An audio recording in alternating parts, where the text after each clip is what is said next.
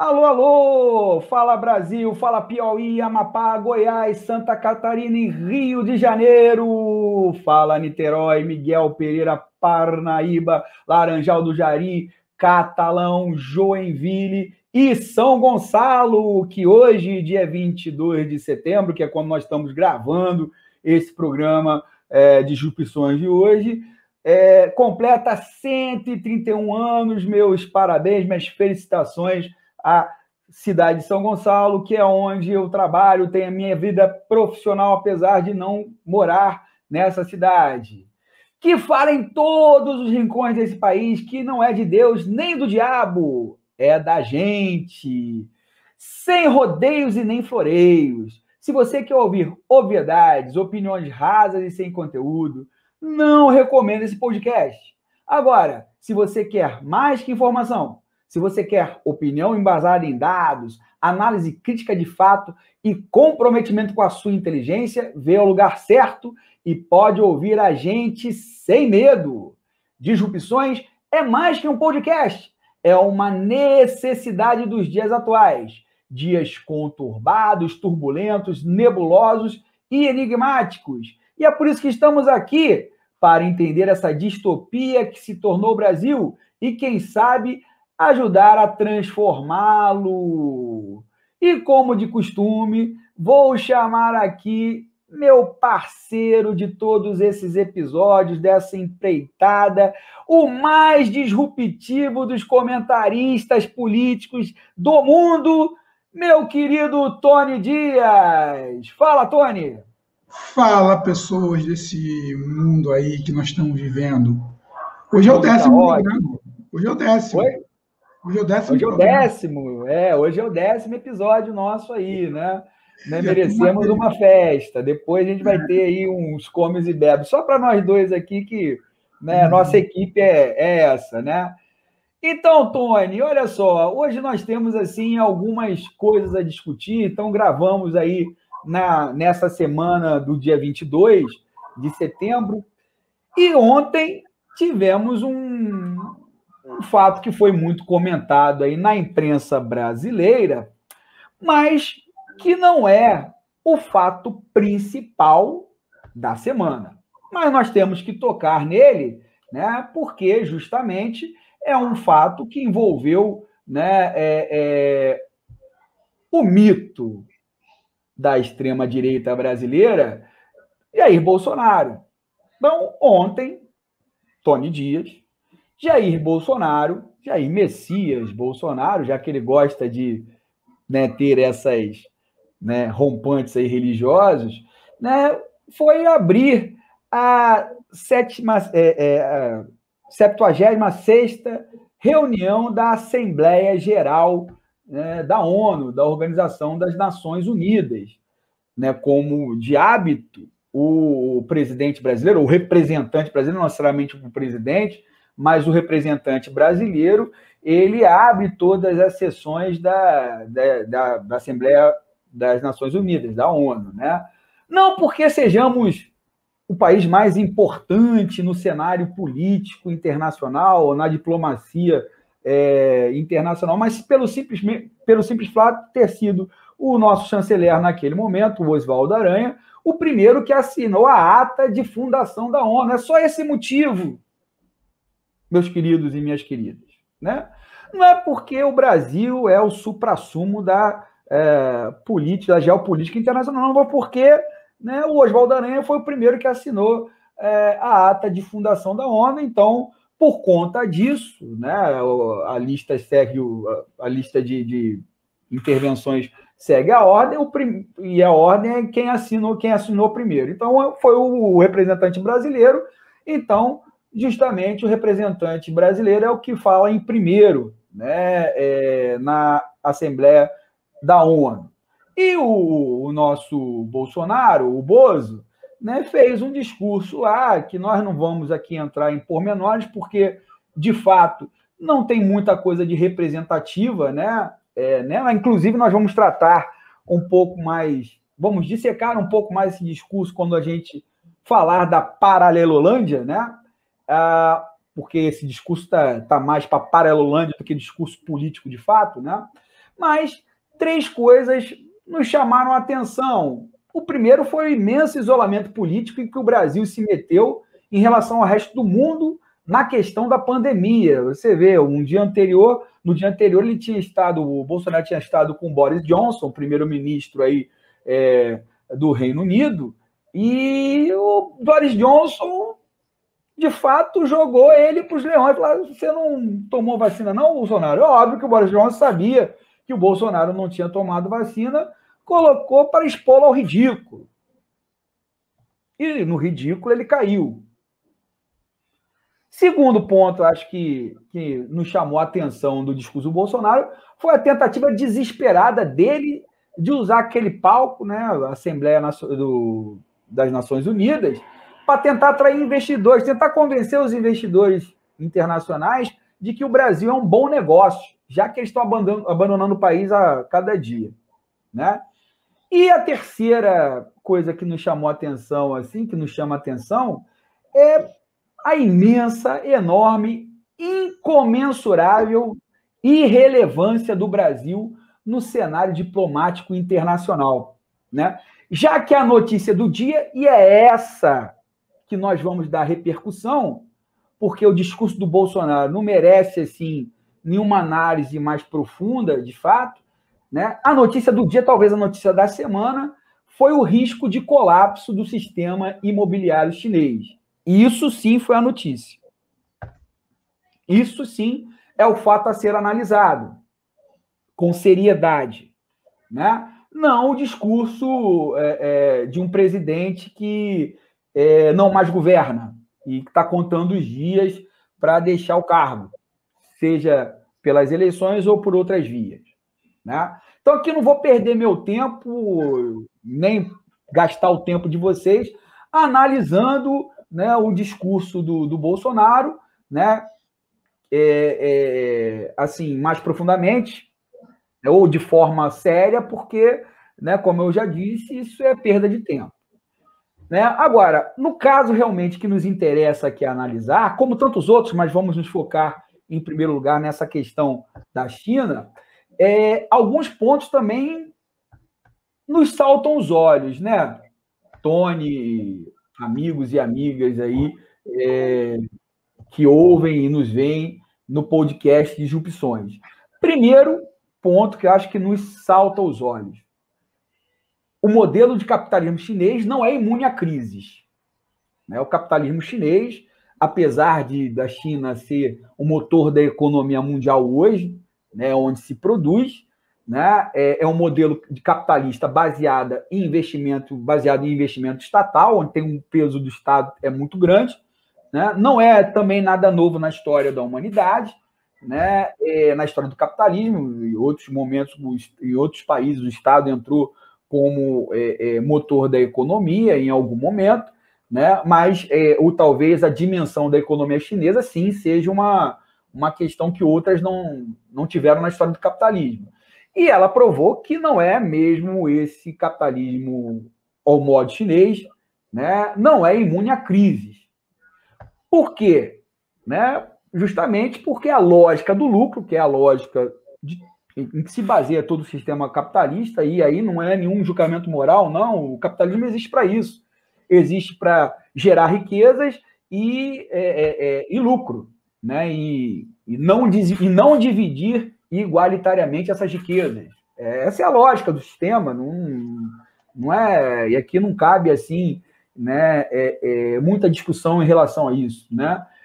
Então, essa lógica do lucro vai gerar, né, distorções que vão levar a crises, que podem ser conjunturais, ou seja, podem acontecer em um momento e passar, né, em breve, ou podem ser sistemáticas, ou podem ser sistêmicas, né?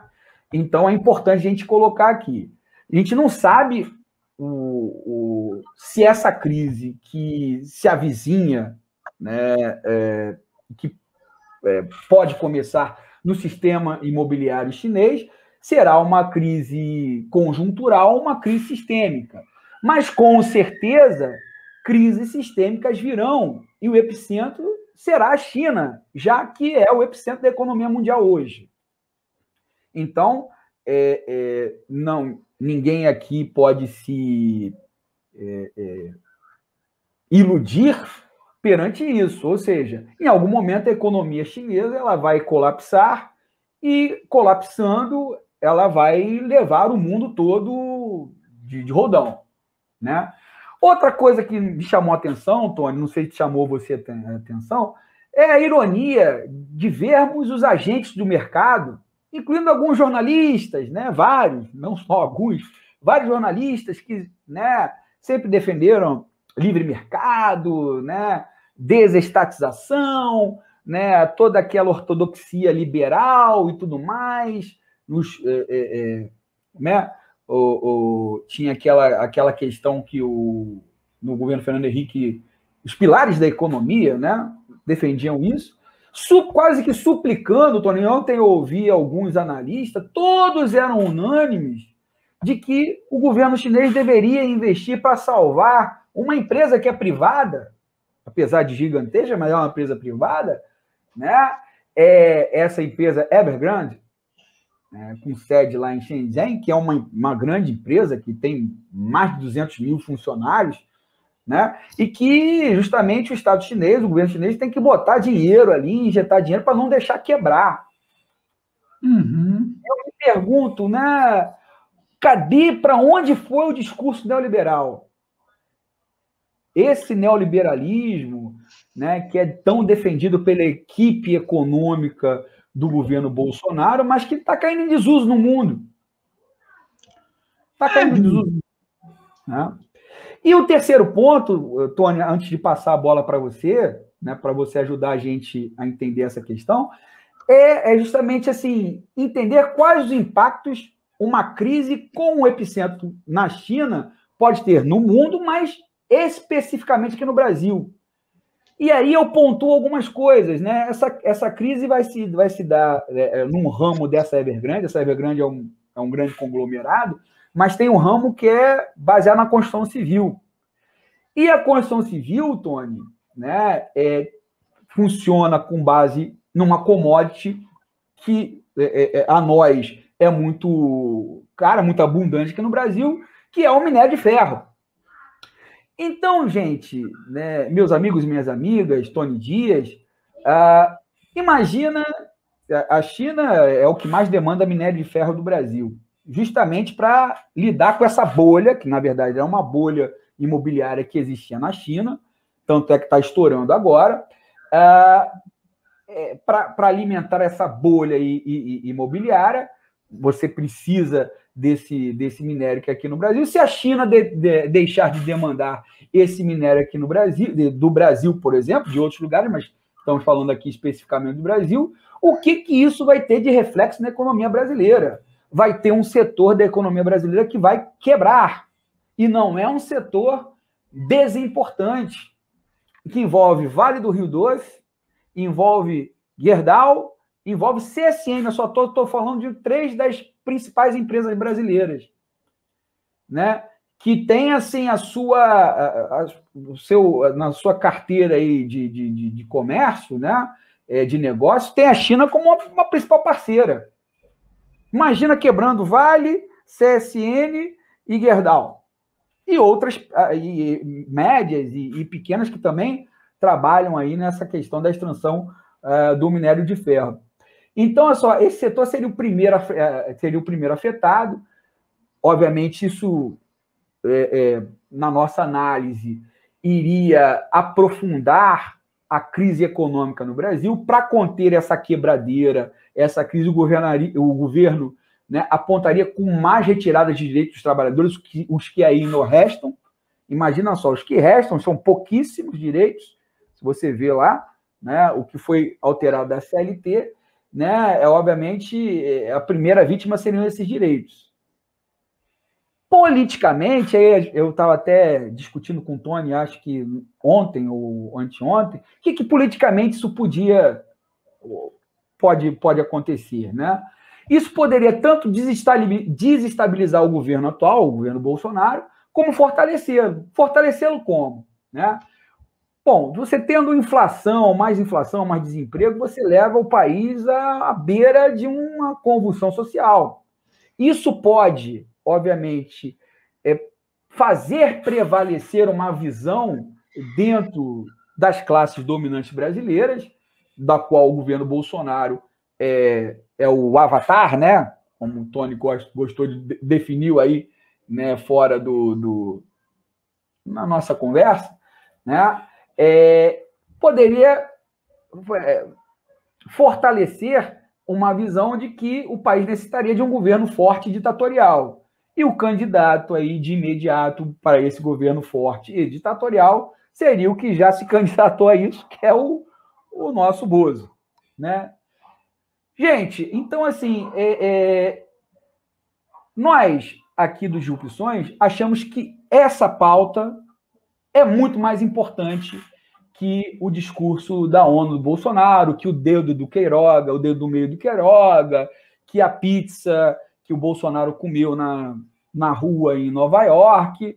Então, essa pauta é que é mais importante, né? Dentro de tantas outras. Podemos citar também outras, por exemplo, que a gente estava conversando aqui antes, né, do início do programa, a nova lei antiterrorismo aí que o governo está preparando, a questão do caso da Prevent Senior, né, que se tornou um grande laboratório da morte no país, e vários outros casos que são muito mais relevantes do que o discurso do Bolsonaro aí na ONU. Mas estamos escolhendo esse hoje para a gente pincelar, que é justamente essa possibilidade de crise aí na economia chinesa.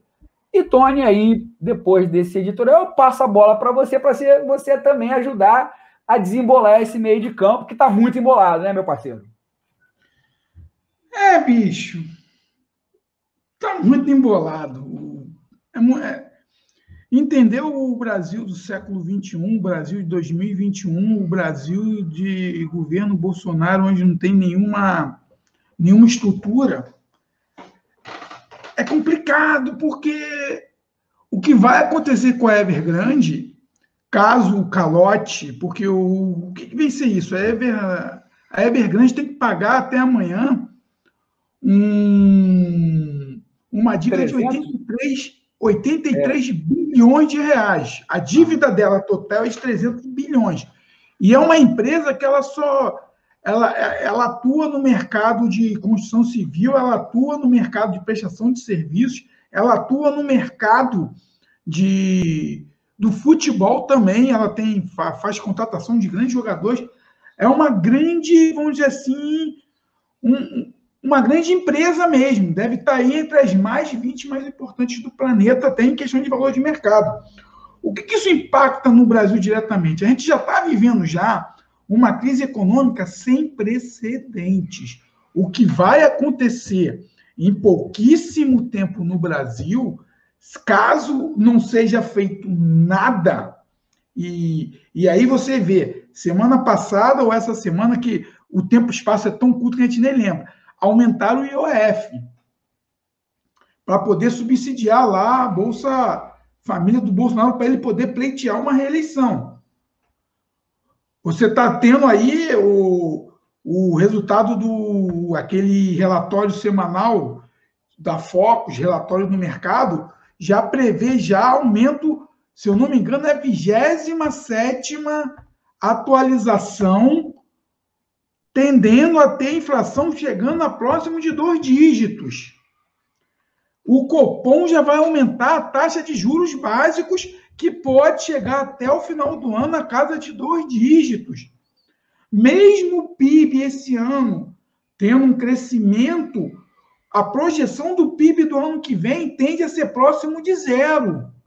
Porque quando você tem uma queda brusca, como nós tivemos ano passado, o PIB, tecnicamente, ele tende a, vamos dizer assim, no outro ano ele consegue fazer o equilíbrio, porque a gente teve um problema seríssimo aí na economia do ano passado, esse ano teve uma tímida reabertura, não teve mais, por culpa do próprio presidente, que não contribuiu para a compra das vacinas, não contribuiu para que as pessoas tivessem, vamos dizer assim, um discernimento a manter a sua saúde pública.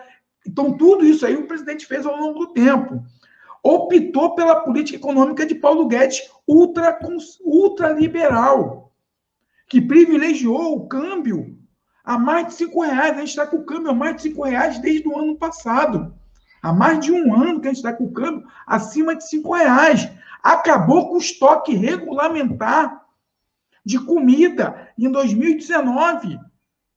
Que, tipo assim, o agronegócio pode pegar toda a soja e vender para fora e, ó. E lembrando que essa política de estoque regulador foi criada pelo regime militar. Senhores militares,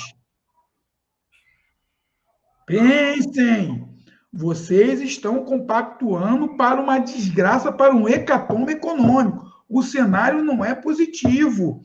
A gente tem que analisar por que o combustível está caro. É porque são culpa dos governadores ou pela culpa de Pedro Parente quando assumiu a presidência na época de Michel Temer, botou a política de preços da Petrobras atrelada ao dólar e à movimentação internacional. E até agora ninguém mexeu nisso. No início do ano, houve a troca do presidente da Petrobras, que colocou um general. E aí?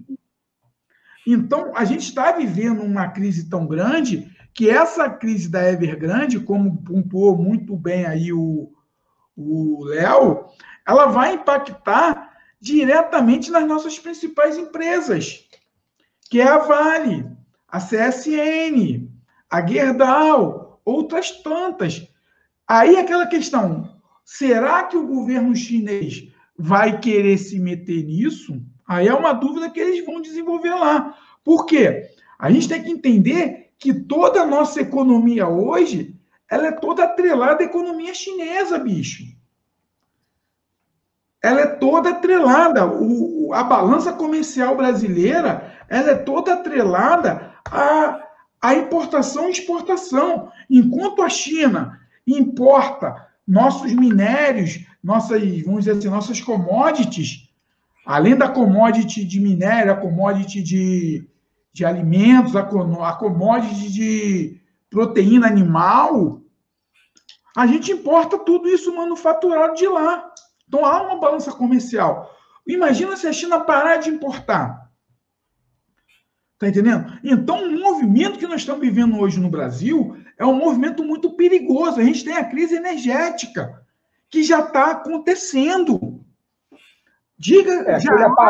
Aquele apagão de fim de semana, eles estão dizendo que não é, mas né? Não é. Aonde que eu resido aqui, constantemente está faltando todo dia, falta aí 10, 15 minutos de energia de luz. Falta luz para tudo. Então, a gente está entrando num movimento hoje que a gente está num país sem governo. Realmente, se a gente quiser pensar muito bem conceitos, vamos dizer assim, regimes de governo, a gente vive uma anarquia, a gente não tem governo. Nós não temos ministro da economia que não esteja entendendo o que está acontecendo no século XXI. Nós temos um ministro da Economia ainda vivendo aquela coisa da Margaret Thatcher e Ronald Reagan dos anos 80, de um liberalismo econômico que não funciona mais hoje. A gente vê o caso da Evergrande. Se uma empresa dessa quebrar, só de seguradora, a Allianz, que é uma das maiores seguradoras do mundo, tem capital da Evergrande. E aí a gente vai entrar num problema na questão de seguridade de seguros. Está entendendo? Então, o que a gente está vivenciando hoje no modelo econômico brasileiro, e aí é uma crítica que o Léo fez muito interessante, que todos os jornalistas liberais, não só do Brasil, mas do mundo, estão pedindo que o governo chinês intermedie essa transação. Isso acontece sempre. Aqui no Brasil mesmo, o Plano Safra é feito para quem? O Plano Safra não é feito para um agricultorzinho aí pequenininho, não. O Plano Safra do Brasil, ele é feito para grandes empresários. Então, esse papo, eu acho que a galera tem que começar a entender que esse papo de Estado mínimo, bicho, isso é muito perigoso. A galera confunde. E aí é desonestidade intelectual. Confunde essa questão de algumas carreiras terem privilégios muito grandes, que sim, há privilégios de algumas carreiras de serviço público, sim. Precisa ser combatida, sim. Mas você gerar um Estado mínimo do qual querem fazer no Brasil e quando a merda começa a feder, para quem esses empresários correm atrás? Para o Estado. Então, eu acho que esse papo desse liberalismo econômico está dando certo, bicho. Há 5 anos, aliás, 5 não, a gente começou a implementar o liberalismo no Brasil, mais ou menos como querem, na época que Dilma botou Joaquim Levy como ministro da Economia. Joaquim Levy foi ministro de Dilma Rousseff. Ali começou a gente começar a implementar um ultraliberalismo na veia. Não deu certo. E não vai dar certo. O Brasil ele não tem que viver esse mundo neoliberal da forma que querem colocar. Há modelos híbridos, modelos mais interessantes, sim. Tem que procurar. Mas a gente implementar o que Paulo Guedes implementou aqui no Brasil, a gente está vendo as consequências. O funcionário está sendo totalmente precarizado, meu bicho. Vai perguntar um rapaz desse que está dirigindo aí bicicleta o dia inteiro para entregar o iFood, quando ele está ganhando no final do mês? Vai perguntar aí esse cara que dirige o Uber aí, para poder viver, para poder comer, para poder comprar pé de galinha R$ 7,00 no mercado, que é isso que a gente está tendo hoje. O ultraliberalismo está levando a isso. Toda a culpa que está acontecendo, tudo bem, estamos com problema de energia, mas culpa de quem? Vamos pensar muito bem quais foram as políticas que foram feitas. Em vez de fazer uma política séria com a Eletrobras, não, vamos privatizar. E aí? E privatizaram de uma maneira equivocada. Porque concederam a algumas empresas alguns privilégios para ligar termoelétrica e ligar gasoduto. Não foi uma privatização pensando no coisa da empresa. Botaram uma porção de jabuti ali no processo de lei. E aí? Investiram esses 2 anos, deixaram sucatear. Quem lembra do apagão que teve ano passado no Amapá? É mais ou menos esse modelo. E lá era privatizado. Foi ano passado ou já foi esse ano? Bicho, foi ano passado por causa da eleição do senador lá, que perdeu. O irmão dele perdeu as eleições. Foi ano passado, para tu ver como a gente perdeu o tempo e espaço. Então, quem está vivenciando, bicho, são empresas que foram privatizadas. E aí é que tá. A Eletrobras poderia ser uma empresa pública? Bicho, poderia. Poderia, tranquilo. É só mudar a norma. Primeiro, a mão de obra é capacitada por quê? Porque é um concurso público. Então, tecnicamente, você trabalha com pessoas... A maioria das pessoas que passam são pessoas com competências. Então, você já consegue fazer uma peneira boa. Você já consegue pegar muitos engenheiros, muitos administradores, muitos técnicos capacitados. Então, há um processo seletivo já muito interessante. O que acontece, sim, ao apadrinhamento político, isso aí é uma coisa que deve ser feita e deve ser modificada. Mas você vendeu uma empresa dessa, com capital desse, e tecnicamente quem comprou é uma empresa estatal de outro país, bicho, foi para isso que ele Jair Bolsonaro... E geralmente o apadrinhamento político, ele acontece com funcionários que não são concursados. Exatamente, né? Que não tem nenhum compromisso. Não tem nenhum compromisso. Assim, porque quem é concursado não vai ficar na mão de político. Quer ver o Miranda lá, o Luiz Miranda, né? Por que ele denunciou lá Porque tinha estabilidade. Estabilidade, é isso. Ele não tem, então, o emprego dele não dependia daquilo, né? Então, o que a gente está vivendo é o seguinte, você está vendo um problema seríssimo. A Evergrande é grande o problema, sim. Caso a China não consiga resolver, a gente vai sentir os reflexos aqui em pouquíssimo tempo. Estamos com uma crise hídrica, fora uma crise hídrica tão perigosa quanto aquela de 2001, no fim do governo Fernando Henrique, que decretou o fim do PSDB, porque o que aconteceu ali em 2000, 2001, um dos motivos que levaram Lula à eleição, teve muito impacto naquela crise energética de 2001. Sim, foi fundamental. Foi fundamental. Foi fundamental. E isso vai acontecer hoje. Porque quando tiver o horário de... Bicho, porque tem aquela coisa, tem um proselitismo do horário de verão ter ou não ter. Esse irresponsável, por questões idiotas, retirou o horário de verão por 2 anos consecutivos.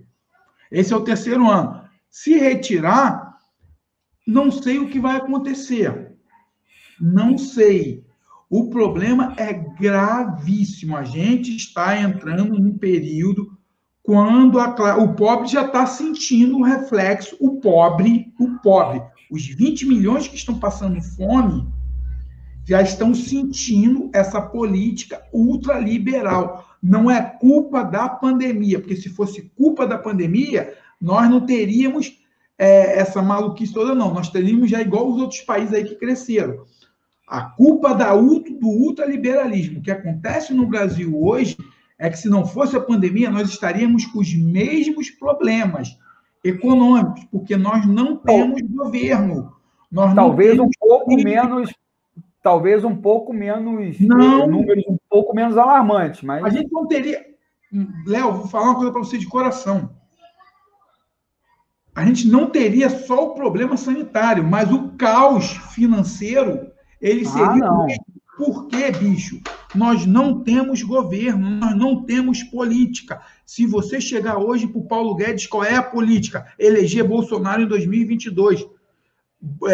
Se você chegasse para o Pedro Malan, lá na época que ele foi ministro do Fernando Henrique, ele tentaria ter uma ideia, até a lunática da Zélia Cardoso de Mello, que cometeu aquela loucura toda, o plano Collor, aquela maluquice toda, que foi lá no início da década de 90, 92, aquelas políticas que havia pelo menos ali um plano. Se você chegasse até mesmo ali para existia uma ideia econômica. Você tinha um pensamento econômico. Hoje você não tem. Sim. Se você chegar hoje para debater com Paulo Guedes, eu não estou falando, não, mas se você pegar aí um André Lara Rezende, pegar um Guito Mantega, pegar aí o próprio Pedro Malan, você pegar algum desses caras aí, um Ciro Gomes, uns caras desses que entendem do heterodoxo econômico, não sei o quê, Paulo Guedes não vai conseguir pensar. Paulo Guedes é um especulador, bicho. Paulo Guedes ganha dinheiro especulando. Ele sabe operar em dólar a 5,20, 5,30, 5,40. Ele entende de day trade, ele entende de especulação. Que qualquer menino hoje, se você pegar um menino hoje de 15, 16 anos faz dinheiro, né? Faz dinheiro. Ele vai fazer dinheiro, faz dinheiro. Agora, manda ele fazer um plano macroeconômico de desenvolvimento integrado. Ele não consegue fazer. Nem ele, nem a equipe dele. Está compreendendo? Então, o que a gente está vivendo hoje no Brasil, a gente tem um irresponsável, a gente nem tem mais um irresponsável, a gente tem uma anarquia, você tem Arthur Lira como primeiro-ministro, olha a loucura, você tem Arthur Lira brigando com o Pacheco para ser o primeiro-ministro. É isso que acontece hoje. Você tem o Senado e o coisa ali, medindo forças para poder ser o primeiro-ministro. Aí você tem o parlamentarismo, o semipresidencialismo do Temer, que é o sonho dele, então está sendo testado. Você tem um cara que faz uma patifaria. O que foi feito nesses últimos 4 dias? Foi uma patifaria. Aquilo foi uma coisa de patifes. Está compreendendo? E aí a gente está vivendo o caos que está sendo hoje. Bicho, R$7 um quilo de pé de galinha. R$7 um quilo de pé de galinha. Repetindo, R$7 um quilo de pé de galinha.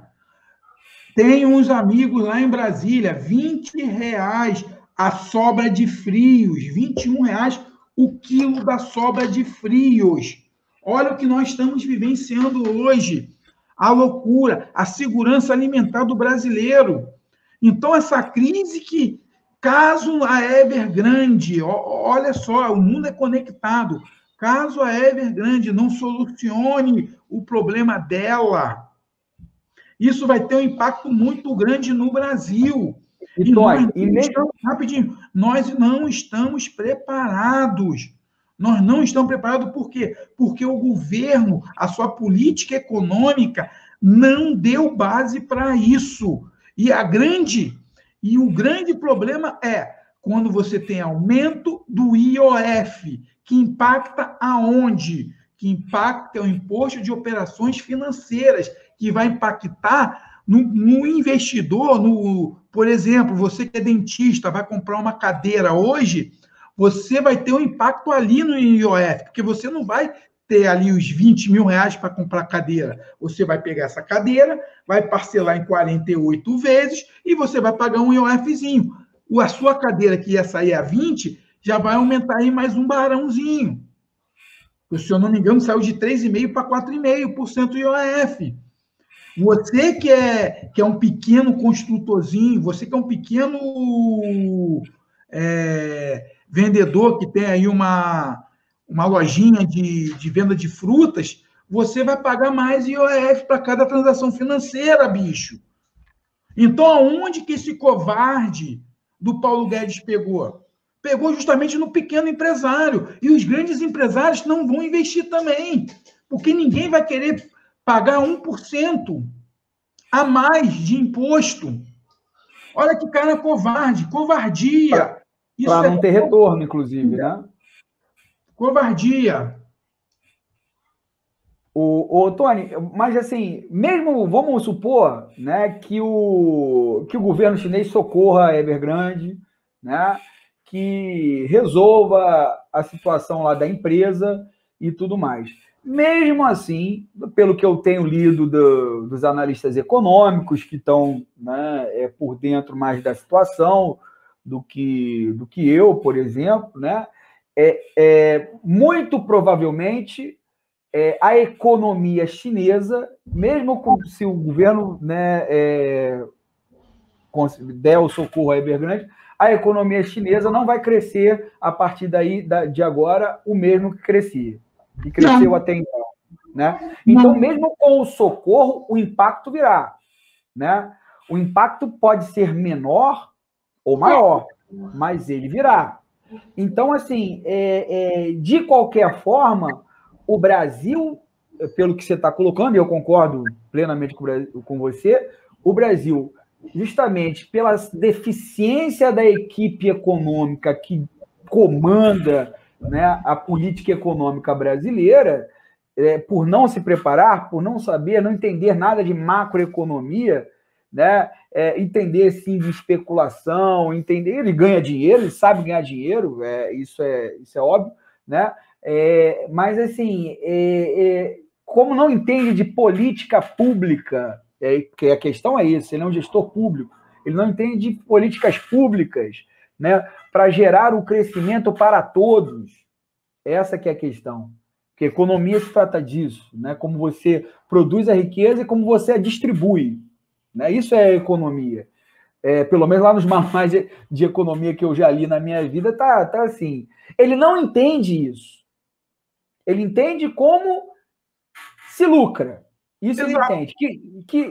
E lucrar não é nem gerar riqueza, né? Não. Lucrar é lucrar. Gerar riqueza é outra coisa. Não. Então, ele não entende como gera riqueza e muito menos entende como se distribui ela.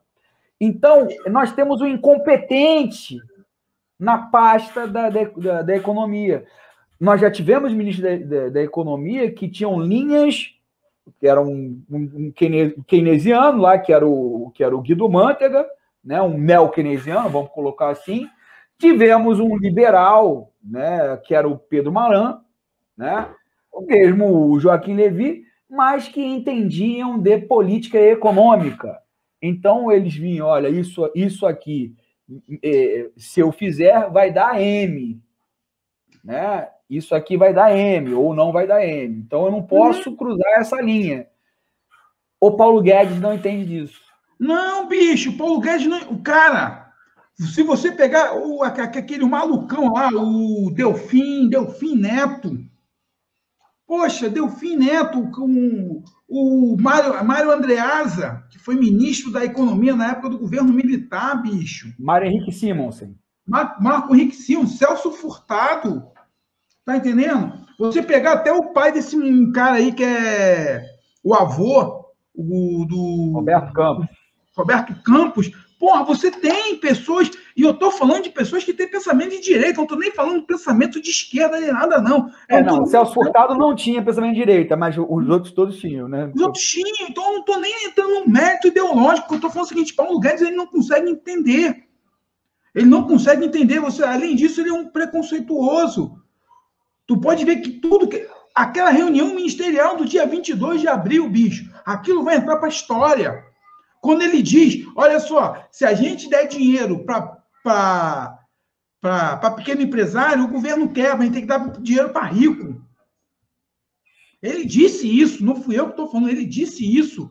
E quando a gente viu que quando o auxílio de R$600 chegou à grande massa da população, e aí aquele fato, eu não estou nem entrando no mérito se quem pegou, não pegou, estava errado ou estava certo. Eu estou falando que quando esse dinheiro circulou, ele conseguiu segurar o Bolsonaro, coisa que não estava acontecendo. Sim, foi o melhor momento. Em popularidade, foi o melhor momento dele. Ele conseguiu segurar, porque aquelas 600 pratas ali ajudou a muita gente, ajudou a muito comércio legal. Eu lembro, bicho, que eu estou aqui numa cidade do interior, aqui em Miguel Pereira, porra, você via filas intermináveis na Caixa Econômica aqui da cidade. O prefeito teve que colocar até uma tenda para as pessoas poderem receber. Aquele dinheiro aqueceu a economia da cidade. E muitas pessoas fizeram obra, fizeram o que fosse com aquele dinheiro. Então, você pegava 1, 2, 3 pessoas... E esse dinheiro... a questão da liberação do FGTS também, que deu uma aquecida. Não, nem no FGTS, não. Eu estou só no dinheiro. Estou só nesse dinheiro, porque esse dinheiro pegou pessoas que estão fora, bicho. Tem pessoas que estão fora da informalidade, informais mesmo. Então, esse dinheiro circulou e esse dinheiro voltou para o governo. E olha, e um detalhe, o Paulo Guedes era contra. O Paulo Guedes era contra. Ele era contra esse modelo que ele está dando hoje, que está regendo essa parada hoje, é isso que ele queria implementar no ano passado. Então, o governo Bolsonaro só não se ferrou mais no ano passado, porque essas 600 pratas ajudou muita gente, bicho. Ajudou muita gente mesmo. Tá entendendo? E ele não conseguiu entender isso. O Paulo Guedes não conseguiu entender isso ainda. Mas foi o que você falou. Ele é um brucutu. Ele é aquele cara que ele vivia ali. Porra, tem uns vídeos dele, bicho, que ele foi afastado. Tem uma lenda aí, que eu não sei se é verdade, que ele foi afastado do Pactual porque ele era viciado em day trade. Ele é viciado em day trade. Eu sabia que existia isso. É? Tem uma lenda aí que rola aí que ele foi afastado do banco porque ele ficava o dia inteiro fazendo isso. Ele só sabe, ele entende disso. Ele entende de botar dinheiro aqui, tirar dinheiro. Isso ele entende muito bem. E não vou dizer que isso é ruim, não, bicho. Aí é julgamento de valor, aí cada um tem o seu. Mas é esse cara hoje. Mas não serve para dirigir o país, economicamente o país, é isso. Né? É esse cara hoje que define as políticas públicas. E ele tem 3 ministérios na aba. Ele tinha 4 ministérios na aba dele. Isso que a galera tem que levar em consideração. Ele tinha o Ministério do Trabalho, o Instituto Ministério do Trabalho, que ele botou uma secretaria e agora deu para aquele. Pro cara mais, eu acho, mais bizarro desse governo, que é o Onyx Lorenzoni. O cara que tatuou na pele que não vou roubar mais,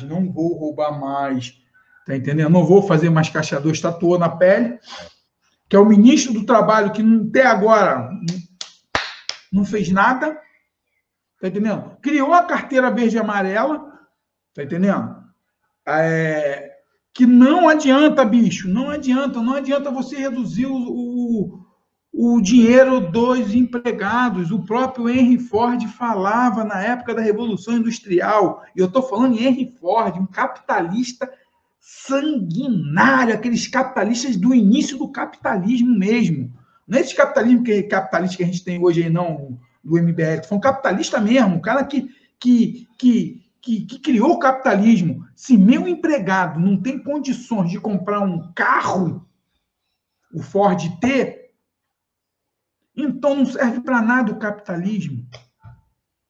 Tá entendendo? O capitalismo, bicho, se não gerar riqueza, ele não funciona. Por que a gente está nesse declínio hoje no mundo? Porque as nações mais capitalistas do mundo, e aí eu estou falando lá dos nórdicos, que todo mundo fala como exemplo de liberalismo, poxa, bicho, 45% dos empregados são públicos. Na Finlândia, na Suécia, na Dinamarca, 45% praticamente de toda a galera que trabalha lá são funcionários públicos. Pois é. Só prova que o problema nunca foi o Estado, né? Não, o Estado é o problema. E sim a quem ele serve, né? E são países ultraliberais, em todos os sentidos. Porque a gente tem aqui no Brasil, e vamos dizer assim, nos Estados Unidos, que é um país hipócrita, que a gente tem que entender que os Estados Unidos é um país hipócrita, que ele diz o seguinte: somos liberais na economia e conservadores nos valores. E isso não bate. Se você for pegar a essência do que é o liberalismo econômico lá, acho que é John Locke, que escreveu esses ensaios lá no século XIX, você via que o liberalismo era contra todo esse patriarcado todo, era totalmente contrário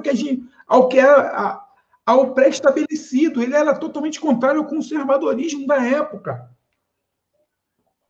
E aí você vê uns garotinhos desse hoje aí que não pararam para ler. E aí é uma coisa muito interessante, eu até falo aqui para a galera, quem puder e quiser, assista. Eu estou falando de um concorrente nosso aí, mas assistam, ouçam o podcast do Mano Brown quando entrevista a Lula. Vale para a gente entender esse Brasil de hoje. Não temos problema com concorrência, não. Se a concorrência for boa, a gente aceita. A concorrência no sentido assim, mas é uma dica muito interessante, porque o Mano Brown fala uma coisa muito interessante. O Mano Brown tem mais ou menos quase a minha idade, mais ou menos. Acho que tem 50 anos, eu tenho 46, então a gente é praticamente contemporâneo. E eu vi, e eu peguei, vamos dizer assim, a redemocratização. Quando a minha adolescência foi na redemocratização. A nossa adolescência também, o do Léo também, a gente foi adolescente na redemocratização, na época que você não podia falar nada e depois você podia falar tudo. Tanto que a televisão da década de 90, do início, era uma loucura. Quem assistia Gugu, Banheira do Gugu, Sushi do Faustão, Teste de Fidelidade, Ilha Brooke Shields na sessão da tarde, Tiazinha. Era uma loucura. A TV tinha uma liberdade muito grande. Beleza, pá, ponto. Então, a gente viveu esse cenário de abertura política. Nós fomos jovens nessa época. E a gente viu o que era um governo tecnicamente neoliberal, com as ideias do neoliberalismo lá de Fernando Henrique. A gente viu que foi um governo Collor. A gente acompanhou ali, a gente viu ali como foi aquela coisa. Eu, criança, 15, 16 anos, já começou a ter uma percepção do mundo. Eu acompanhei muito bem pessoas se suicidando por causa daquele plano econômico mirabolante do Fernando Collor. Como o Brasil viveu. Eu vivi, bicho, a época que todo mundo era fiscal do Sarney, fiscal da Sunab, congelamento de preços. Eu vi o que era um modelo neoliberal. Eu vi isso. Aí você vem o Lula, que permaneceu. Não vou dizer que o Lula não fez diferente. O Lula jamais implementou e teve ideia de implementar o socialismo no Brasil, bicho. Tanto que os bancos nunca ganharam tanto dinheiro quanto ganharam nos governos do PT. Os empresários, a expansão da Ambev acontece aonde? A expansão da Ambev acontece aonde? A expansão da BR Food, da fusão da Perdigão com a Sadia. Nunca o próprio Ike Batista explode no governo Lula, né? O próprio Ike Batista explode no governo Lula, a JBS, a expansão internacional, bicho, a fábrica de ônibus que tem na região sul, a fábrica de baterias, que é famosa aí na... E eu digo para você, grande parte do empresariado que apoia o Bolsonaro hoje, né, velho da van, né, esse do Madeiro aí, pergunta se eles não lucraram, onde que eles cresceram, né? Exatamente. Exatamente, cresceram num governo que nunca foi socialista. O governo Lula nunca foi socialista. O que o governo Lula fazia era o seguinte, havia ali uma certa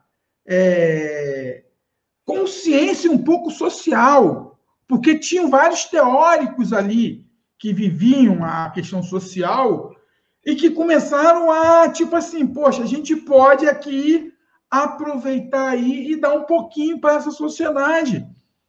Mas não foi um governo... Porra, bicho, eu queria ter visto se fosse um governo socialista. Pô. E não foi. Então, menos... Teria sido ótimo, né? Pelo menos na minha perspectiva. Mas não foi. Não foi.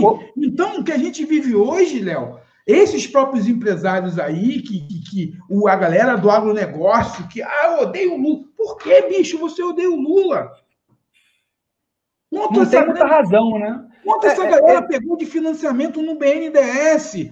Aí eles vêm não, que o BNDES foi feito lá para pegar a caixa preta do BNDES que o Campos Neto abriu. Assim, o Campos Neto não, o Montesano lá, o amigo dos amigos do filho, que entrou logo no início. Vamos abrir a caixa preta do BNDES. Quando viram os nomes ali, opa! Abafa. A caixa preta, rapidinho, a caixa preta da Lei Rouanet, quando abriram os comunistas artistas do Brasil, abriram a caixa preta da Lei Rouanet. E aí, quem estava na caixa preta da Lei Rouanet era quem? Cláudia Leite. Eu falo, o problema que nós temos, que a gente está vivendo hoje no Brasil, em todas as esferas, Léo, é desonestidade intelectual. Esse é o problema. Tony, a gente vai ter que passar para o próximo quadro, que aí, né, você vai fazer a introdução dele. Mas antes, só deixa eu situar que você citou aí uma área que é uma das minhas especialidades. Você citou John Locke. John Locke, só para situar quem está nos ouvindo aí, não é nenhum pedantismo intelectual, não. Porque, obviamente, é sempre importante a gente citar a fonte do pensamento, né? John Locke na verdade, é conhecido como o pai do liberalismo, né? E, na verdade, ele produziu mesmo, na virada do século XVII para o século XVIII, na Inglaterra. Então, ele pegou o início de todo o processo da Revolução Industrial, não pegou a Revolução Industrial em si, mas toda aquela efervescência que vai dar o processo de Revolução Industrial, que vai derivar no capitalismo tal qual nós conhecemos. E tem alguns textos aqui que são importantes. Quem acha que é liberal, né? Então tem que pesquisar. Não vá para o Rodrigo Constantino, né? Não, que isso aí você não vai aprender muita coisa, não. Mas com John Locke talvez você aprenda. Então você lê aí Cartas sobre a Tolerância, né? Olha só, Cartas sobre a Tolerância. E ele está falando sobre tolerância religiosa, mas também sobre tolerância em todos os níveis, né? E 2 tratados sobre o governo. Ele fala sobre o governo, e obviamente ele fala que o governo não deve intervir tanto em algumas questões, mas ele nunca nega a importância do governo, até porque ele é um contratualista. Ele vem da tradição do Hobbes, só que ele inverte a lógica do Hobbes, mas ele é um contratualista. Ele acha que o governo é fruto de um contrato, né, de um pacto entre a sociedade e o governo, né? Ele só inverte a lógica do Hobbes. É só para situar aí, porque se você quiser pesquisar a história do liberalismo, né, se você está ouvindo a gente, vendo a gente, eu sou um liberal, eu não sou comunista, eu não sou marxista, eu não sou socialista, acho uma bobagem que esses caras estão falando. Eu gosto deles, assim, mas acho uma bobagem que eles estão que eles estão falando aqui, mas eu sou liberal. Então vá, pesquise John Locke, pesquise Adam Smith, né? Pesquise os marginalistas, né? Pesquise todo esse pessoal aí para você se embasar, né? Meu amigo, minha amiga, e para você não cair no que o Tony sempre fala, na desonestidade intelectual de um Rodrigo Constantino da vida. Ele é fundamentalista. Ele é fundamentalista. E ele é desonesto. E ele é aquele cara que, se der mais, ele muda o discurso dele. Como a grande maioria da imprensa que apoia essa extrema-direita. Todos ali, todos. Estão a fim de monetizar, né? Eles querem quem monetize eles. A maioria tá bom. da extrema-direita é desonesta intelectualmente, porque se for fazer um debate de ideias, a gente lembra quando a CNN tinha aquele quadro lá com o tal do Caio Coppola, tanto que ele saiu. É muito engraçado. Vazou, né? Ele saiu, saiu, e a outra lá, Gabriela Prioli, está fazendo outras coisas na casa, e ele não, e ele saiu da CNN. Qual será o motivo dele ter saído da CNN? Será que a CNN aguentou tanto a desonestidade intelectual dele? Então a gente tem que entender muito bem, hoje a gente está vivendo esse perigo, que é pior do que a fake news, e pior do que a fake opinion, que tem opinião falsa também. Essa desonestidade intelectual. Então, isso é uma coisa muito grave que a gente está vivendo hoje. O mundo que a gente está vivendo. Né? Ô, Tony, agora vamos passar para o nosso outro quadro, que é um quadro que é uma delícia. Né? Eu, particularmente, gosto muito desse quadro. Na verdade, né, é uma beleza a gente pensar num quadro desse assim. E eu vou deixar para o Tony Dias definir o que é esse quadro, que é o nosso Histórias Reais do Império da Paralelolândia. E depois de Tony Dias apresentar o quadro, eu vou fazer uma surpresa para o Tony Dias, porque nem eu mostrei o que vai ter no quadro hoje para ele. E nós vamos comentar em cima do que eu vou mostrar aqui. Mas, Tony, situa a Paralelolândia para o pessoal aí que está nos ouvindo e nos vendo. Bicho, a Paralelolândia, ela muda de acordo com a semana. Hoje, a Paralelolândia, ela é internacional. Ela é internacional. Ela sai do Brasil e se impera em Nova York, a capital do mundo, o lugar mais cosmopolita do planeta, o local onde abriga todo mundo, todos os credos, todas as raças, todas as religiões, tudo. E a Paralelolândia essa semana ela é mais uma patifolândia, se eu for colocar assim. A Paralelolândia essa semana ela se transformou na patifolândia, de atitudes patifes que aconteceram essa semana. E aí a gente vê como... Rachadão primeiro estava lá? Rachadão primeiro ele faz um discurso no universo da ONU, que é o universo intergaláctico dos universos, e ele fala verdades. Porque realmente tudo que ele disse ali, bicho, faz verdade para a Paralelolândia. A Paralelolândia ela sofreu com o comunismo marxista de Fidel Castro. Fidel Castro quase invadiu a Paralelolândia. Tá entendendo? Foi. Na Paralelolândia não tem queimadas. Não há queimadas na Paralelolândia. As florestas na Paralelolândia, as árvores, elas são intocáveis. Tem marco temporal na Paralelolândia? Tem marco temporal? Tem o quê? Marco temporal? Tem marco temporal. Tem tudo bonitinho na Paralelolândia, tudo assinado. Demarcação. Praticamente os indígenas, eles trabalham como médico, eles trabalham como engenheiros, como pedagogos, eles são pessoas incríveis na Paralelolândia. E o cidadão de bem... Todo mundo o índio vai a culto evangélico lá, então. Tem índios pastores que promovem a teologia da prosperidade. Lá não há morte, porque todo cidadão de bem tem um fuzil em casa. Então, A sério, a Paralelândia é um encanto, bicho. E aí o seu Rachadão I, ele estava na sede dos universos intergalácticos, promovendo lá falando as verdades verdadeiras. E aí ele cita muitas verdades, como a verdade do Cristo. Fale. Uma coisa que você não sabe é que o Rachadão I não foi o primeiro líder da Paralelândia que discursou na Assembleia da ONU. Você não sabia dessa. Não. Eu vou te apresentar. Ele foi. Desse universo, ele foi. Não, eu sei, mas eu estou falando que teve um antes do Rachadão I que você vai lembrar. Eu quero ver.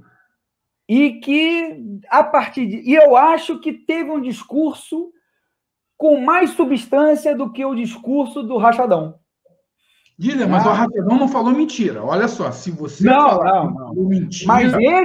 Mas esse que eu vou apresentar para você... Apresente, vamos ver. Fez o discurso cheio de verdades e em inglês. Olha só. Ladies and gentlemen, let's put aside the howevers and go straight to the endlessly. I am here to kill the snake and show the stick. Because with me, spread bread, cheese. Pois é. Você se lembrava do nosso grande Odorico Paraguaçu na ONU? Odorico Paraguaçu. Refresca aí a galera aí para quem é esse cara aí, que pouca gente conhece ele. Não, pouca gente que não é da nossa época, né? Ou que não vive na Paralelândia. Ou que não vive na Paralelândia. Odorico Paraguaçu era o prefeito de uma cidade que só existia na Paralelândia, na Paralelândia global, inclusive, né? Chamada Sucupira, né? E ele tinha foi feita uma série sobre ele, é tão importante que foi feita uma série sobre ele chamada O Bem Amado, uma novela chamada O Bem Amado, baseado na obra do Dias Gomes, no grande Dias Gomes. O Odorico Paraguaçu, em determinado momento, foi representar Sucupira na ONU e fez esse discurso de improviso em inglês, aonde ele, inclusive, traduziu expressões do nosso cotidiano do Brasil, como, né, matar a cobra e mostrar o pau, né? To kill the snake and show the stick, né? E pão, queijo, bread, cheese. Assim, para mim, né, Odorico representa muito mais a Paralelolândia do que Rachadão I. E, na sua opinião, Tony, Odorico ou Rachadão?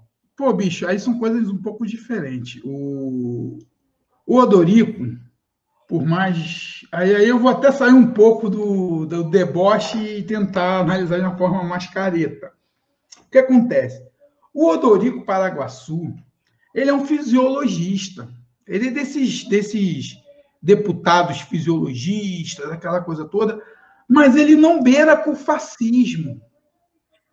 Isso eu acho que é uma coisa muito interessante de ver. Isso é uma qualidade do Odorico, né, inclusive. Não digo uma qualidade, mas é uma coisa que a gente tem que entender. Às vezes você tem um deputado de direita, um deputado desse que se diz conservador, até liberal, e o cara não flerta com o fascismo e com a desonestidade intelectual. Eu acompanhei essa novela, eu era muito criança nessa época. Não sei se eu acompanhei o remake ou se eu acompanhei ela em tempo real. O Dias Gomes era um dramaturgo que essa novela, ele é o mesmo autor de Roque Santeiro, então ele sempre pegava muito essa questão da... social, né? Muito uma questão de crítica social, de um certo deboche, de ironias. Então, ele era um autor assim, um pouco perseguido pelo regime militar. Então, tanto que os livros dele, quem puder conhecer a obra do Dias Gomes, não é só a teledramaturgia, existem várias coisas que você pode assistir dele. O Santo Inquérito é uma obra-prima, né? Qual? Santo Inquérito. São obras assim que eu acho que a galera tem que voltar a reviver, porque o momento que nós estamos vivendo hoje. E aí ele cria um personagem que é esse prefeito aí, que faz a arruaça para manter o poder, aquela coisa toda. É muito diferente hoje, talvez, do que a gente está vendo com o Rachadão primeiro. O que a gente está vendo hoje no Brasil é uma coisa que ela não é nacional. Isso a gente tem que levar em consideração. O que está acontecendo hoje no Brasil não é nacional. É um método importado, do qual há interesses muito fortes de um modelo econômico que está em declínio.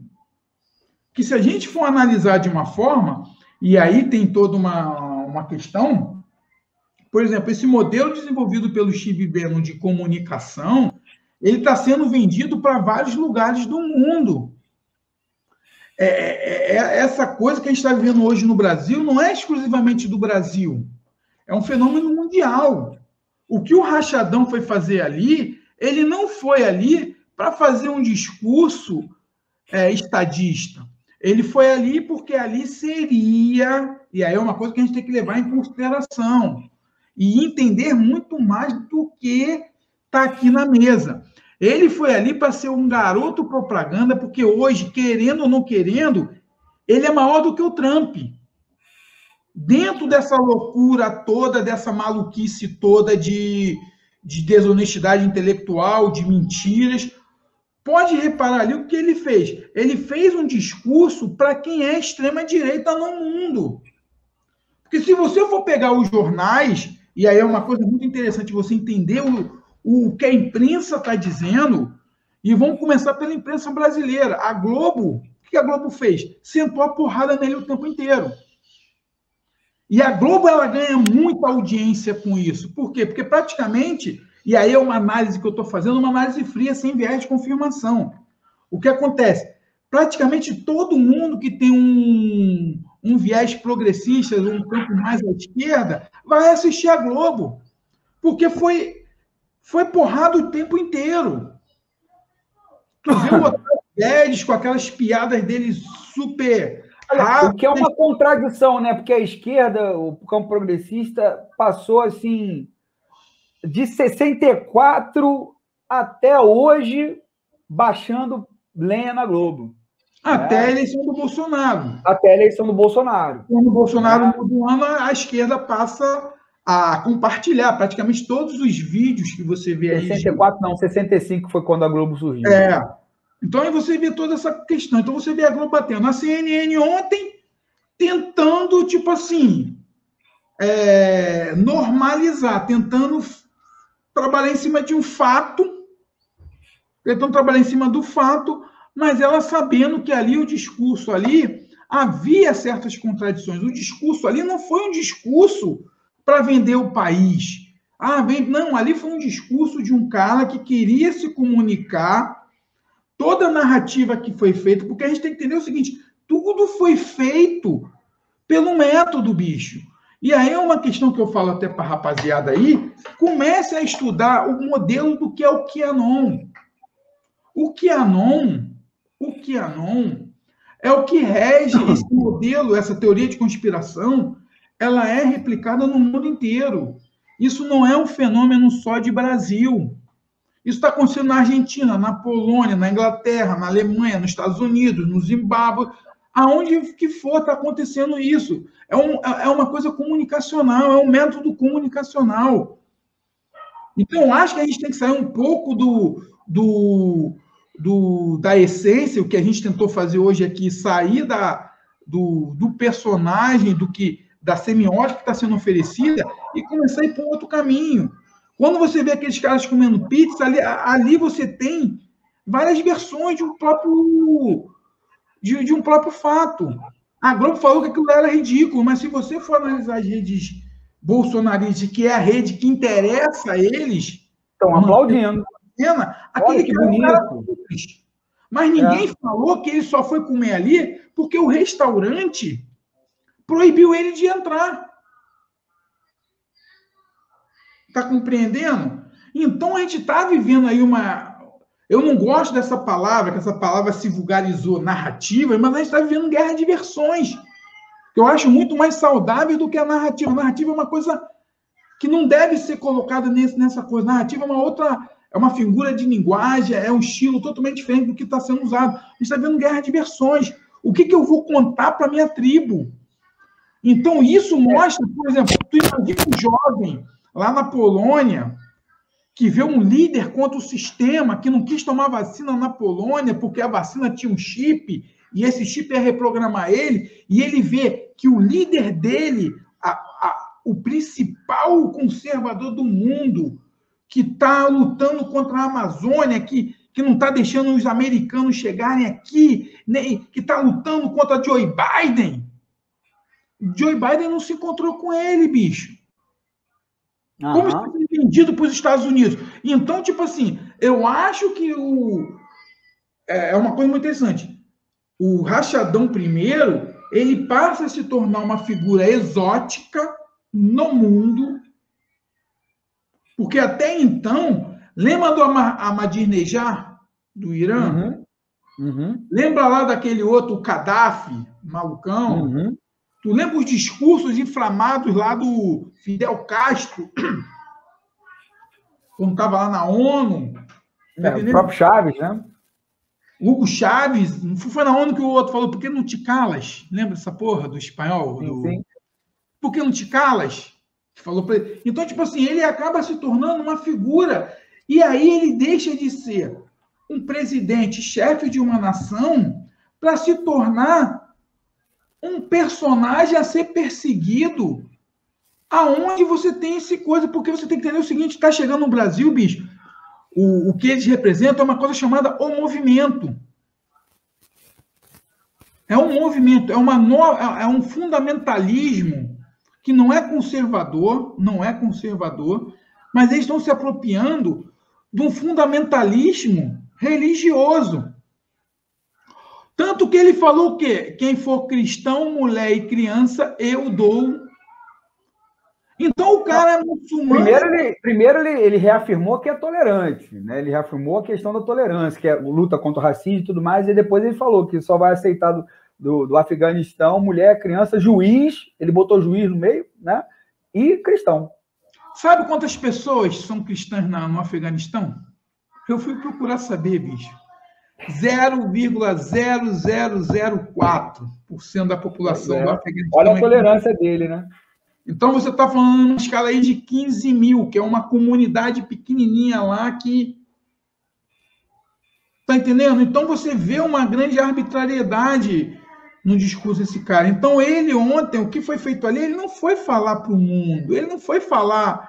Ele não estava preocupado com os problemas grandes de uma Evergrande, ele não está preocupado com o deslocamento da Aeroásia, com o desmatamento, ele não está preocupado com isso. O que ele foi fazer ali foi o seguinte, ele aproveitou 15 minutos, fez uma trajetória de patife, o que ele fez foi ato de patife, tem uma semiótica nessa parada. Não sei se que eu acompanhei, o único que estava de máscara, vamos dizer assim, na maior parte do tempo era quem? Ali na comitiva a maior parte do tempo de máscara. Na comitiva que você fala? É, dos patinhos. Foi o Queiroga. O Queiroga sempre aparecia de máscara. E aí, olha que doideira, porque eu ainda não entrei na Esgotolândia. Quem foi que está com Covid hoje? Queiroga. Entendeu a semiótica? Vai ficar 15 dias lá em Nova York. Sendo o cara que mais cumpriu as determinações, né? E aí o que acontece? Vamos pensar aqui em semiótica, vamos pensar aqui em estruturações diferentes. Bicho, ele ia ter que depor essa semana na CPI. Já não vai dar mais. Já não vai dar mais tempo. Tá entendendo? E aí o que acontece? Não é uma fériazinha interessante você ficar 15 dias com tudo pago lá em Nova York? Dinheiro do contribuinte. 15 dias em Nova York. Não vai ficar num hotel igual a gente vai lá, num hostel, então num. Não, vai ficar no melhor, né? Estrela, não vai. Ele vai ficar no Waldorf, né? Vai ficar num hotelzinho lá com comida, lagostinha, papapá, aquela coisa. Já que ele não comeu a lagosta, vai comer uma lagostinha lá no sapatinho. Tá entendendo? Vai dar uns rolezinhos ali, pá, vai ter uma flexibilizaçãozinha, nananã, e vai ficar lá em Nova York um tempinho tirando uma onda. Então, é um prêmio de consolação. Então, eu analiso que essas histórias da Parelolândia dessa semana é coisa de patifaria, bicho. O que foi praticado ali foi patifaria, patifes mesmo. Eles foram ali não para fazer discurso, nem para a base deles. Isso aí foi uma campanha internacional, que a gente entendeu o seguinte: duas coisas que eu acho que foi uma coisa que eu não sei quem falou hoje de manhã. Até em relação lá do 04. De tanto a gente passar a mão na cabeça desses patifes, o patife 1, o rachadão primeiro, estava em Nova York, com dinheiro público, levando 18 pessoas na comitiva, fazendo a farra do boi. Tá entendendo? Então, se o Brasil quiser uma mudança, tá na hora de punir ali, no caos. Esse 04, ele tem que ser punido também pelo que ele fez. O que ele cometeu foi uma ameaça, que equivale a um atentado. Você tá se referindo ao fato dele ter posado com arma lá para... Não foi posado com arma, ele pode posar, seja lá o que for. O que ele não pode alô CPI. Isso que eu acho que a gente tem que começar a entender. Porque foi assim que a extrema-direita avança. A extrema-direita, eu acho que a gente tem que começar a ter o seguinte: a gente está vivendo um golpe, porque o golpe de Estado, ele não se dá com tanques na rua. O golpe de Estado do século XXI foi o que aconteceu na Hungria. Você tira a credibilidade de toda a institucionalidade dos agentes públicos, das instituições públicas. O que está sendo feito hoje no Brasil é justamente isso, Léo. Aos poucos você vai minando. Isso aconteceu em 99, quando ele deu aquela entrevista falando que ia fuzilar o presidente e ninguém fez nada. Uhum. Isso aconteceu quando ele fala para a mulher: eu não te estupro porque você é feia. Isso aconteceu quando ele chama um gordo, um preto, e fala que o preto mais gordo pesa 15 arrobas. E nunca ninguém fez nada. Tá entendendo? Então, o que está acontecendo hoje no Brasil é o seguinte: se não começarem a punir de forma exemplar essas questões altamente complexas, a gente não vai conseguir mudar, porque isso começa a vir para baixo. Isso vai começar a chegar na população normal. Tá entendendo? Eu não estou querendo ser moralista, não, bicho. Longe disso, mas eu acho que está na hora de a gente começar a frear. Já era para ter freado há muito tempo.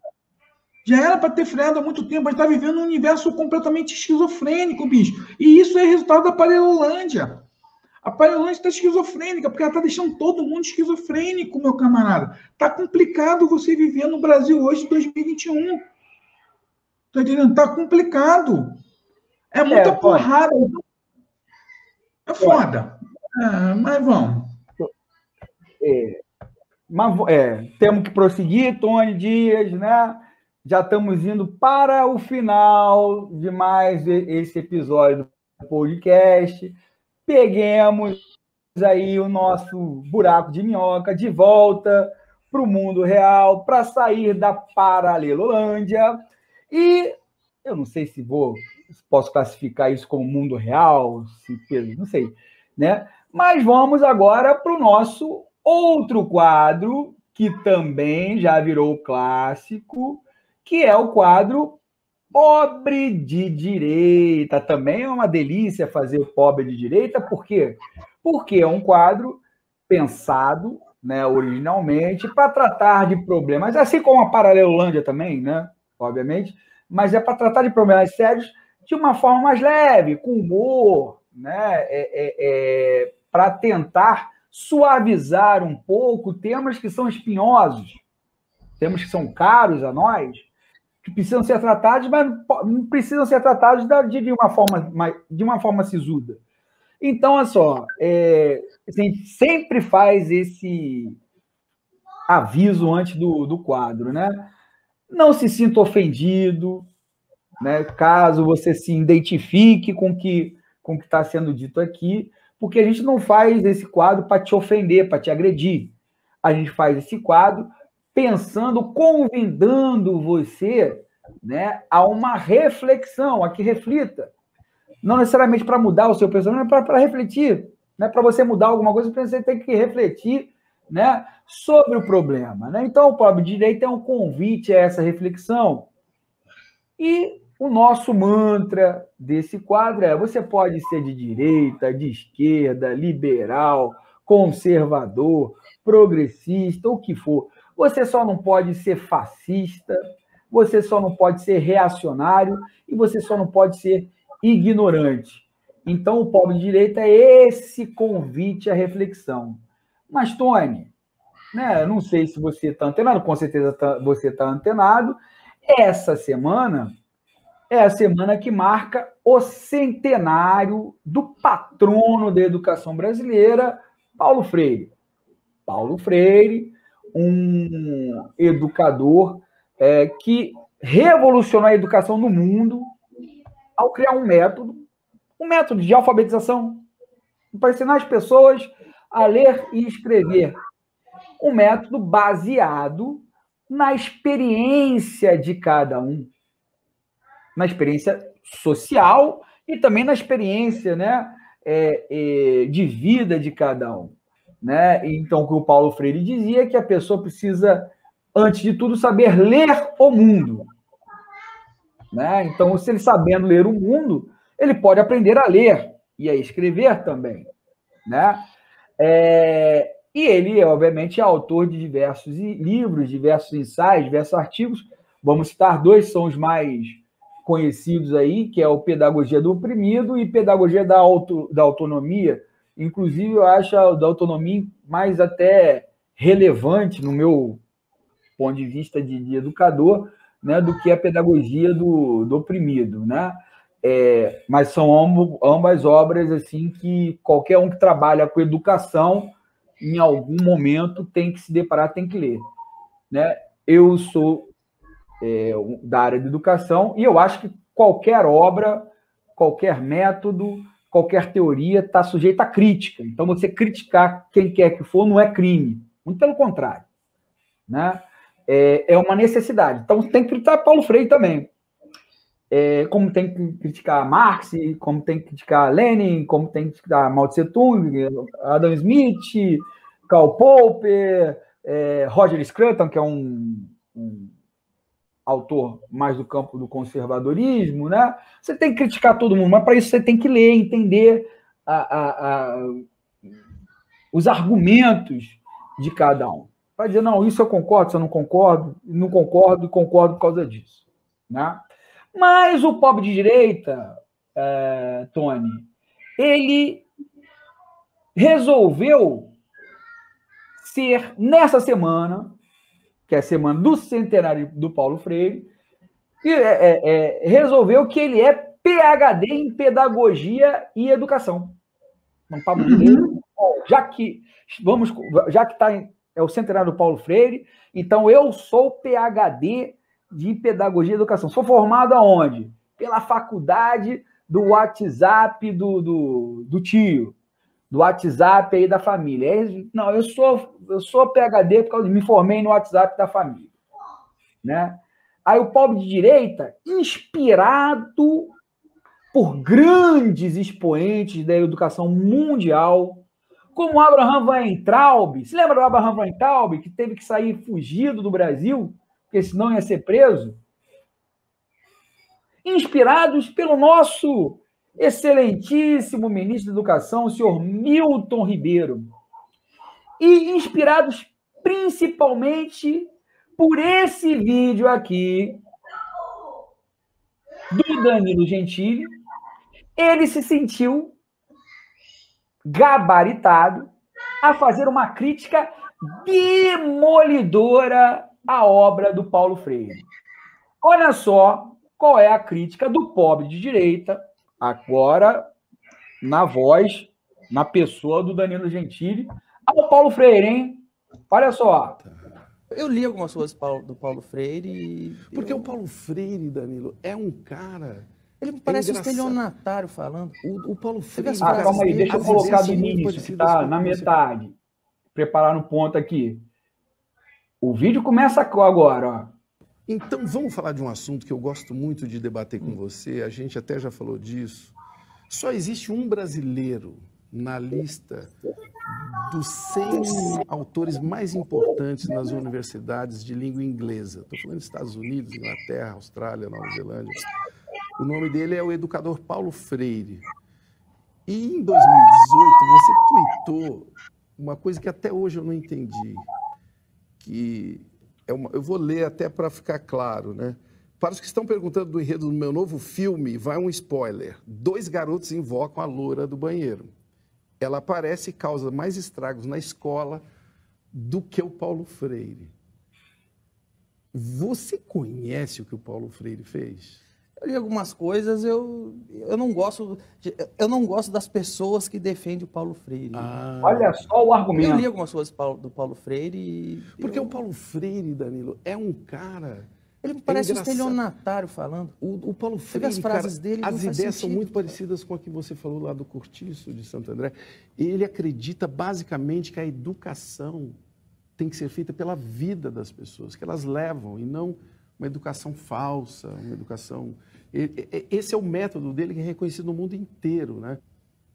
Na verdade, eu não gosto, porque você pega as frases que o Paulo Freire fala, parece tipo, coisa de estelionatário, não faz sentido. Eva viu a uva, parece alguém enrolando alguém, entendeu? Fala aí, sem que não seja Eva viu a uva. Eu posso pegar agora no Google, porque como eu não gosto, eu nem me No Google! O que me preocupa, por exemplo, o presidente Jair Bolsonaro quer confiscar do Paulo Freire o título de patrono da educação brasileira. Não é perigoso alguém que quer reescrever a história de uma hora para outra assim, sem conhecer? Eu acho que sim, e eu acho que tem que analisar, ele realmente é o patrono Ele é. Então, tá bom, eu não conheço coisa de educação. É um título que foi dado a ele, né? Pois é, Tony Dias, né?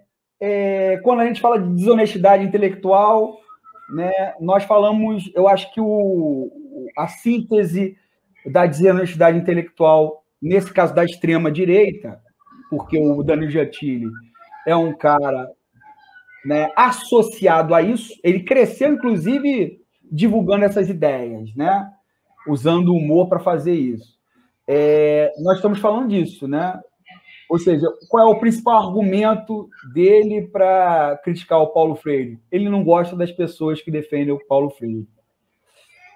E eu me sinto aqui na posição de educador, né, tendo primeiro que homenagear o Paulo Freire, né, nesse sentido, né, no centenário aí dele, e também tendo que defendê-lo de argumentos aí totalmente translocados, como esse do Danilo Gentili, né? E é o que o pobre de direita fala, né? Amigos meus, professores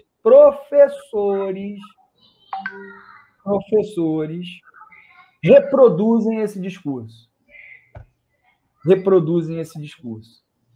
Né? Então, eu quero colocar aqui, né, o podcast Disrupções. Ele é um convite à reflexão, mas, gente, para a gente criticar alguma coisa, nós temos que conhecê-la, né?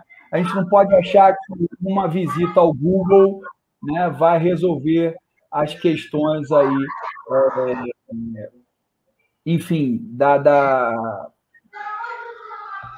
as questões complexas, como as questões da educação brasileira, que Paulo Freire ajudou a entender e a indicar o caminho, né, de como nós podemos transformar um pouco a educação.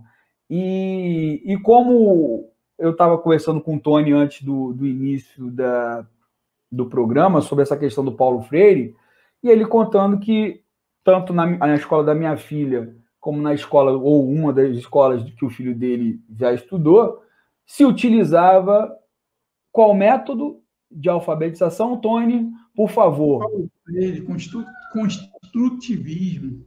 Pois baseado, né, no construtivismo, né?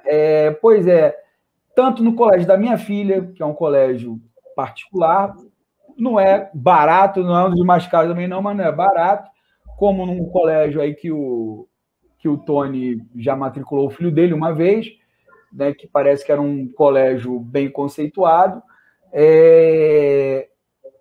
o método era Paulo Freire. Então, olha só a distorção. A classe média, a elite, estuda em escolas onde se utiliza Paulo Freire. Aonde o Paulo Freire é combatido? Na escola pública. Talvez porque dê certo. Né, Tony, meu amigo? Mas aí tem uma coisa que a gente tem que levar em consideração, que é... Cara, eu já falei isso algumas vezes, eu volto a dizer, o problema do Brasil é desonestidade intelectual. Como você viu aí, esse indivíduo aí, ele falou mal de um cara que ele não conhece, porque as pessoas da qual ele não gosta elogiam o cara. A gente vive esse movimento todo. A gente vê aí o que está sendo feito pela educação no Brasil, pela desonestidade intelectual. Tu lembra quando esse Abraham Weintraub, sei lá, esse cara aí, falou que as universidades tinham plantações quilométricas de maconha, que as universidades, todo mundo fazia orgia? Eu faltei essa aula, então. Não, bicho, tipo assim, isso é desonestidade intelectual. Há alunos fumando maconha nos campos? Há alunos fumando maconha, sim, nos campos. Como há alunos fumando maconha numa universidade particular. Como há pessoas fumando maconha num estádio de futebol. Como ou no Palácio do Planalto também. No Palácio do Planalto. Então, isso aí... aonde você for, você vai ver pessoas fumando maconha. Tá entendendo?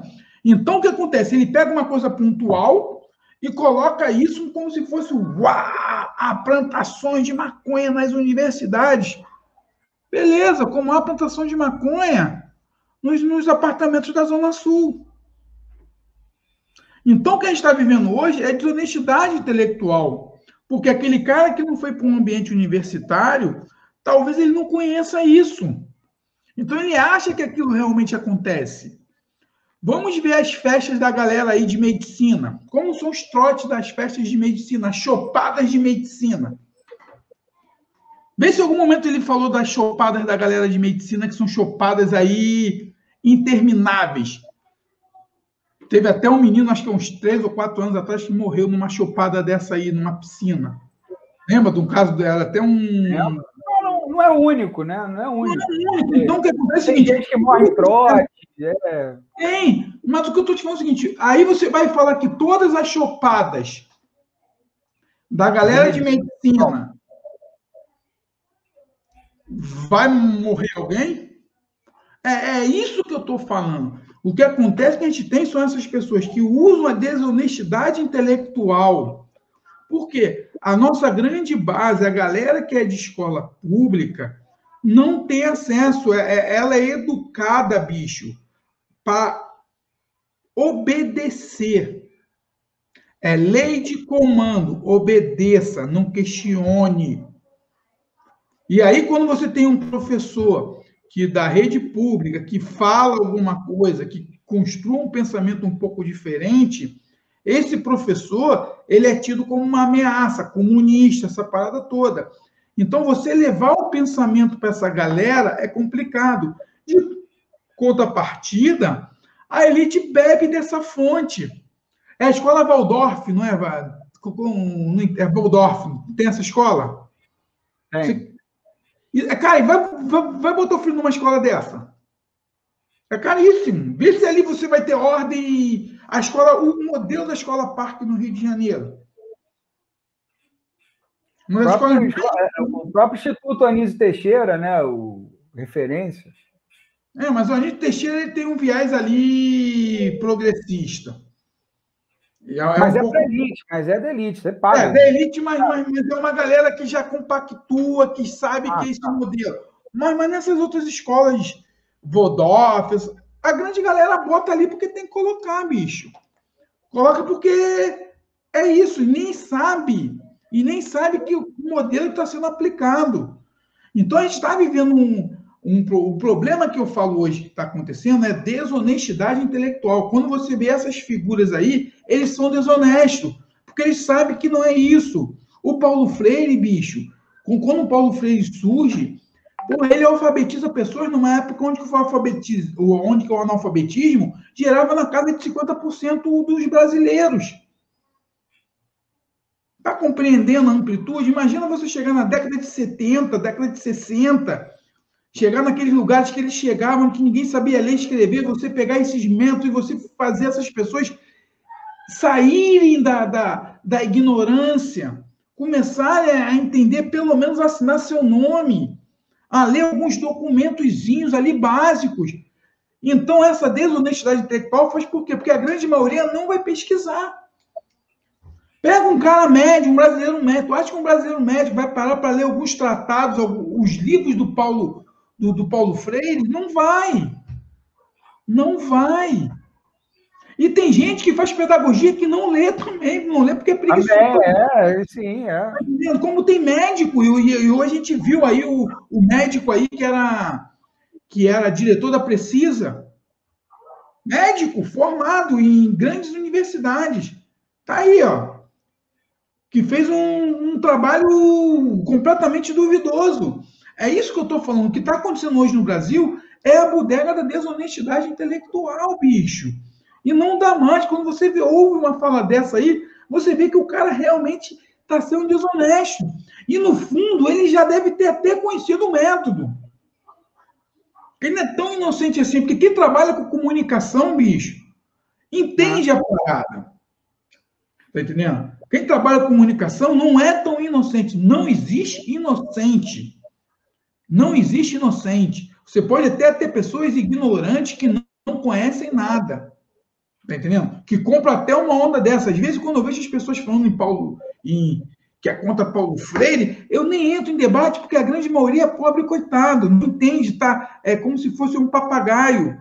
Reproduz o que está sendo dito. Isso não é só em Paulo Guedes, isso é em tudo. Todo artista é maconheiro, viado e mama na Lei Rouanet.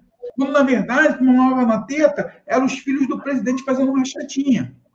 Pois é. Tony, eu vou ter que cortar aqui agora, porque a gente está estourando mesmo.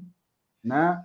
É preciso a gente fechar aqui, né? Mas, olha só, eu queria só colocar para a nossa audiência qualificada aí, que nos ouve aí no podcast, nas plataformas aí que a gente está, ou seja, no Spotify, no Anchor, né, no Disrupções, podcast Disrupções, no canal, nosso canal também de YouTube, canal Disrupções, né, que esse programa irá ao ar hoje, no dia 22, né? E, obviamente, a gente faz um chamamento para que vocês assistam, dê o seu like, né? Enfim, dê audiência para nós, até porque a gente gosta também, e principalmente que a gente quer que você reflita sobre os assuntos que estão sendo discutidos aqui. Tony, meu amigo, quero me despedir de você hoje, né, mandando um forte abraço aí para você, homenageando ainda cada vez mais o Paulo Freire, né, como esse grande educador brasileiro, e, obviamente, convidando os nossos, né, ouvintes a nos acompanhar no próximo episódio, que já será o 11º. Olha só, a gente não sabia nem se faria o primeiro episódio, nós fizemos 10, né? Iremos fazer o 11º. Então, o Disrupções é um podcast aí que veio para ficar, acredito que tenha vindo para ficar, e, obviamente, nós também, o nosso compromisso é sempre respeitar a sua inteligência, é nunca cair nesse antro da desonestidade intelectual. Então, meus amigos, minhas amigas, um forte abraço e até o próximo episódio. Tchau, tchau, Tony. Vamos com nós.